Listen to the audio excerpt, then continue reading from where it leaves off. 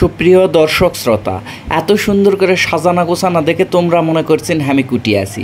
আমি আছি একটা হিন্দু বাড়িত বিয়া দেখার জন্য। সচরাচর আমরা হিন্দুকে বাড়িত বিয়া দেখি না, তো চলেন একসাথে বসে সবাই বিয়াটা উপভোগ করি।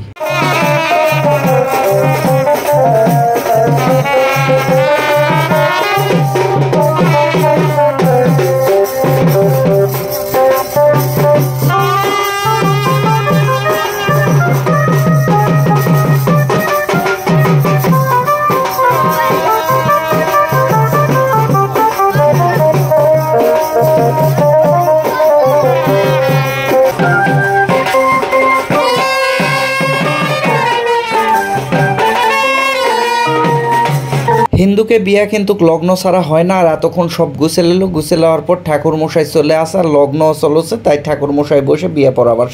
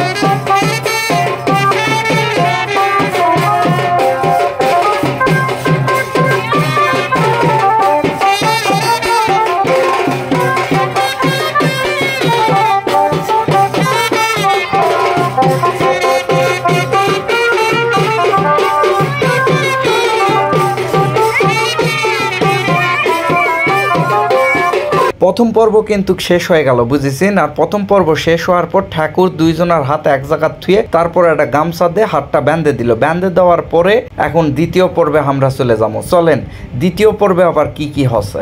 দ্বিতীয় পর্ব দেখাই যাচ্ছে যে এটি একটা মাটির পাল্লা লিছে, তার মধ্যে কিছু এনে পানি দেওয়া আছে, আর এই পানির মধ্যে একটা খেলা হবে। আগের দিনে তো তোমরা নাম শুনেছিন যে পাশা খেলা, সবসময় তোমরা পাশা খেলার নাম শুনেছিন, কিন্তু পাশা খেলা জীবনে দেখেননি। আর এটাই হলো সেই পাশা খেলা। এটি এখন বর আর বইয়ের মধ্যে পাশা খেলা চলবে। তো এই পাশা খেলার সূত্র হলো এর মধ্যে একটা করি দিবে, করি অর্থাৎ এটা হয়তো কয়েন বা টাকা। এই টাকা দিয়ে পানি ছাড়ে দিবে, বর আর বউ দুইজনাকে এবার খুঁজবে লাগে দিবে। যাই আগে খুঁজে পাবে এর ডালিয়ে আবার একবার দিবে। তো ইনকারে আর কি কিছুক্ষণ খেলা চলবে।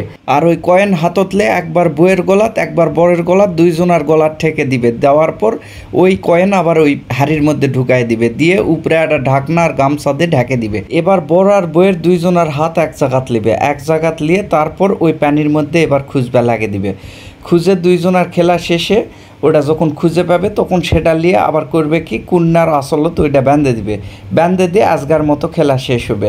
তো যাই হোক, পাশা খেলা জীবনে দেখিসলেন না, এই হলো পাশা খেলা। আর সবাই ভালো থাকবেন, সুস্থ থাকবেন, সুন্দর থাকবেন। আর ক্যাঙ্কা লাগলো সবাই আনা জানাবেন।